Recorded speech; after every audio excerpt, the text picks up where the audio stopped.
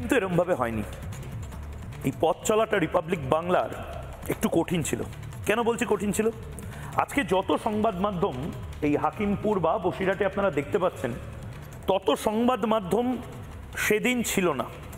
In fact অনেকে আমাদের পেশার থেকেই এটা বলতে শুরু করে দিয়েছিল যে রিপাবলিক বাংলা যে কাজটা করছে সেটা নাকি সাংবাদিক সুলভ নয়।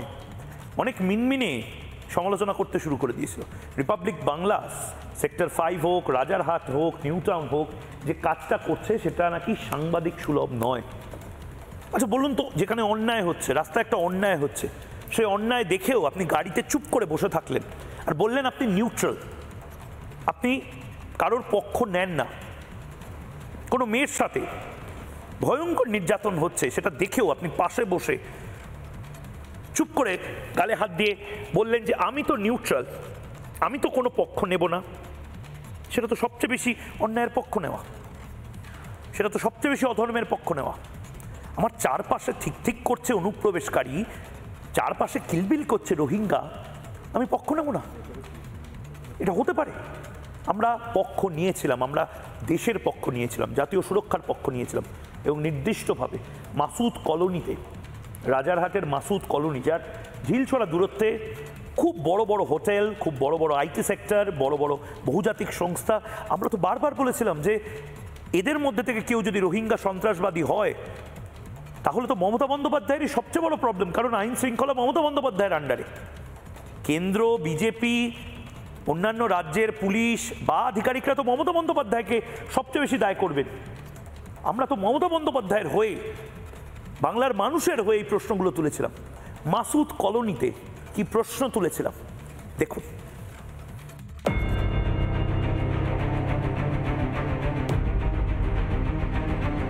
এই যে পরপর ফাঁকা ঝুপড়িগুলি দেখা যাচ্ছে, কিছুদিন আগেও এখানে লোকজন থাকতো। কারা থাকতো জানেন? বাংলাদেশিরা, যারা টাকা দিয়ে বেআইনিভাবে এপারে এসে জুড়ে বসেছে। কোন জেলায় থাকতেন বাংলাদেশে? পায়রা জেলা। কে এসেছিল আপনার সঙ্গে? কতজন এসেছিলেন আপনারা? আমরা 3জন এসেছি। বেলাকে এলাম, খাল পার করে দিল মানসি, তাই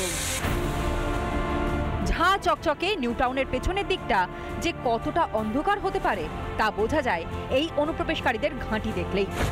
মাসুদ বস্তির কাছেই আজঘরা বস্তি, সেখানে তখনও দু একজন বাংলাদেশি অনুপ্রবেশকারী ফিরে যাওয়ার অপেক্ষায়। আচ্ছা, আপনারা যেখানে বসবাস করছেন প্রশাসন সেটা জানে? পুলিশ প্রশাসন এখানকার যারা রয়েছে তারা সেটা জানে আপনারা যেখানে রয়েছেন? এতদিন আইস না জানি পরে আমরা তো আর ঘরে থাকিনি, বেশ কাজ কাম করি খাই, তো তোমরা বুঝতেই পারতিস, আমাকে ভাষা দেখলেও বুঝতে পারতিস, চলত ব্যবহার, আমরা কি খালি খালি। সে তো ঠিকই, মানে আপনারা এতদিন ধরে বসবাস করছেন, সেটা পুলিশ জানবেন এটা তো হতেই পারে না, তারা জানেনি? সবাই জানে, এবং চেয়ারম্যানের কাছেও তো আপনারা গেছিলেন, আপনি বললেন। চেয়ারম্যানও জানে যে আমরা এখানটার রয়েছি। চেয়ারম্যানও জানে? না জানি পারিছে। বাংলা জুড়ে এরকম কত অনুপ্রবেশকারীদের ডেরা আছে তার হিসেব নেই। এসআইআর শুরু হওয়ার পরই চিচিং ফাঁক, যে যার আস্তানা ছেড়ে এখন হাকিমপুর চেকপোস্টে ওপারে যাওয়ার অপেক্ষায়। বাংলাদেশে কোথায় থাকতেন? বাংলাদেশে আমার বাড়ি খুলনা। খুলনাতে থাকতেন? এখানে কবে এসেছিলেন? এখানে আমি ভাই 1.5 বছর ধরে আসছি, গরিব মানুষ কাজ করি। 1.5 বছর। কোন বর্ডার দিয়ে? আমি আইসালাম ওই বেনাফুল আছে না, বেনাফুল বর্ডারের ওই টাকা পয়সা দিতে ওরা নিয়ে গেছিল ওই দিক। বাংলাদেশে এখন থাকতেন, যে খুলনায় থাকতেন, তার কোনো পরিচয়পত্র আছে ওখানে? সব আছে। তার যে জন্ম সনদপত্র রয়েছে বাংলাদেশি সরকারের, সেই বাংলাদেশি সরকারের জন্ম সনদপত্র, সেখানে দেখা যাচ্ছে যে তার বাড়ি খুলনা জেলায় এবং তিনি সেখান থেকে এসেছিলেন 4 বছর আগে। বছরের পর বছর ধরে এই বাংলাদেশি অনুপ্রবেশকারীদের আশ্রয় প্রশ্রয় দিয়ে গিয়েছে তৃণমূল কংগ্রেস। এখন ঝুলি থেকে বিড়াল বেরিয়ে পড়েছে। প্রকৃত ভোটারদের অধিকারে থাবা বসানো মেনে নিচ্ছে না ভারতীয়রা। পাত্তালি গুটিয়েছে অনুপ্রবেশকারীরা। এবার ভারত থেকে যাওয়ার পালা। অনুপ্রবেশ বরদাস্ত করবে না ভারতবাসী। রিপাবলিক বাংলা।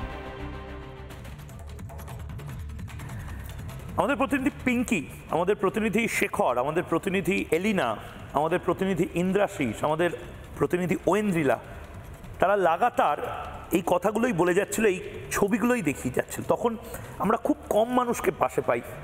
তখন হয়তো আমাদের মনে হতো যে যদি তোর ডাক শুনে কেউ না আসে তবে একলা চলো রে। এখন আমরা প্রচুর মানুষকে, প্রচুর ক্যামেরা, প্রচুর রিপোর্টার, প্রচুর ব্রুম আমরা পাশে পাচ্ছি, আমরা দেখতে পাচ্ছি।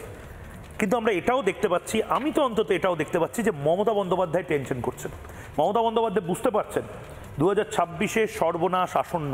মমতা বন্দ্যোপাধ্যায় বুঝতে পারছেন যে ভারতীয় মুসলমানরাই চায় রোহিঙ্গাদের খ্যাতাতে। মমতা বন্দ্যোপাধ্যায় বুঝতে পারছেন যে বাঙালি মুসলমান মূল নিবাসী যারা, যাদের 3 প্রজন্ম 10 প্রজন্ম 20 প্রজন্মের কাগজপত্র, এমনকি ব্রিটিশ জমানার সার্টিফিকেট, নবাবদের আমলের কাগজপত্র পর্যন্ত যে মুসলমান পরিবারের বাড়িতে রয়েছে, কিন্তু তাদের বাড়িতেও উৎসবে পার্বণে ভালো করে ফলটা কেনার টাকা থাকে না। মমতা বন্দ্যোপাধ্যায় বুঝতে পারছেন তারা বিরক্ত, সত্যি কি বিরক্ত। নানা ধরনের কন্টেন্ট দেখার জন্য লাইক করুন, শেয়ার করুন আমাদের ফেসবুক পেজ, সাবস্ক্রাইব করুন আমাদের ইউটিউব চ্যানেল। পাশাপাশি অন্যান্য ব্রেকিং নিউজের জন্য অবশ্যই চোখ রাখুন রিপাবলিক বাংলায়।